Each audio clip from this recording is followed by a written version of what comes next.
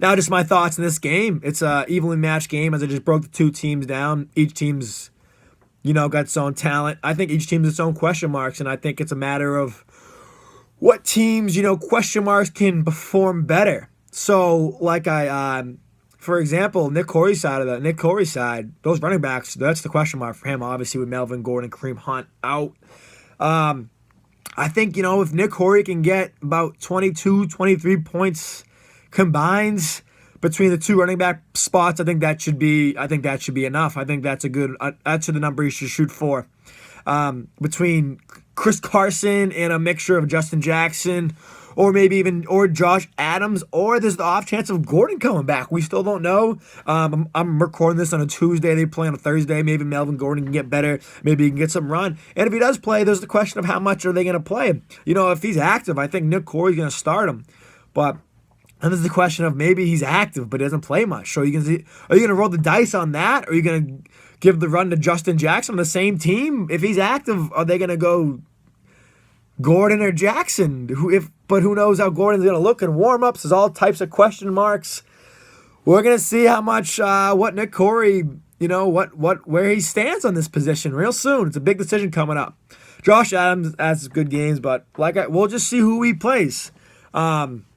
So like I said, if he can get, 10 each and change from his two running back positions, the rest of the team's going to do well. The rest of his receivers are going to get 17, 18 in the game each. Kelsey's going to do his thing. Phillip Rivers is going to get a good game. His team's going to do his thing. It's all, if those running backs, if they can't perform, if, they get 5-6 points each, I think Coop has a really good chance. It all depends on that. Look at the Coop side of the ball. He's definitely got some players. I'm not denying this kid's got he's got a talented team mixing Kamara, Patrick Mahomes.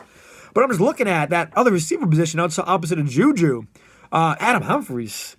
He's not a great player here. This is in a playoff game. There's a lot of Adam Humphries shoulders here. I know he's projected 10 points a game this game. I think Coop should be thrilled to get that. I think if he gets 10, he's in a good position to steal this game if his Kamara and Co. can hold up their end of the bargain, which I expect they will. But I can see Adam Humphries. They got Mike Evans. They got Chris Godwin. They got Deshaun Jackson. Couple running backs, not too talented, but they'll get a little run. They got Cameron Brate, O.J. Howard's out for the year. Plus, they're playing one of the best defenses in Baltimore. In Baltimore, I just don't know how many targets Humphries is going to get. I think him 5 or 6, maybe. But that could equate to 2 or 3 catches for 30 yards and not a touchdown. What is that?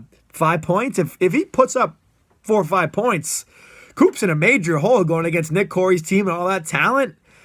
It's all about how Humphries going to do, and then there's I kind of cut myself off. It's all about how Humphries going to do. If Humphries can have a breakout game and, he puts up a touchdown and how he past couple of games, he's had some good games. If he can have one of those games where he puts up over 15 points, Coop's in great position to steal his ball game. But there's the question if he can do that. And the other opposite end, like I said, Vernon Davis.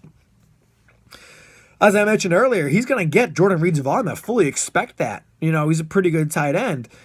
But I think the question is what the Redskins offense can do. They're playing Jacksonville at Jacksonville.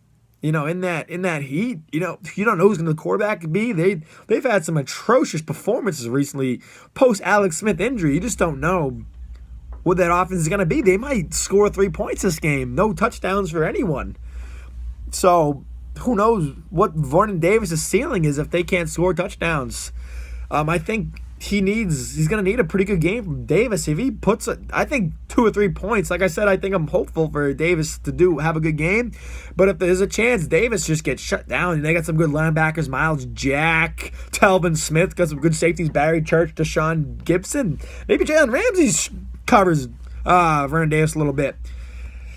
There's a chance he gets 2 or 3 points, a couple catches, a couple yards. If that happens, Coop's is in a hole, So all in all, after I lay the teams out, my prediction, I'm taking Nick Corey's team. I just think Nick Corey's team is too strong. The receiver positions, those guys, even if one guy has a bad game, the other two will make up for it. The running backs, I'm confident Chris Carson, as I said, is a question mark, but I am confident.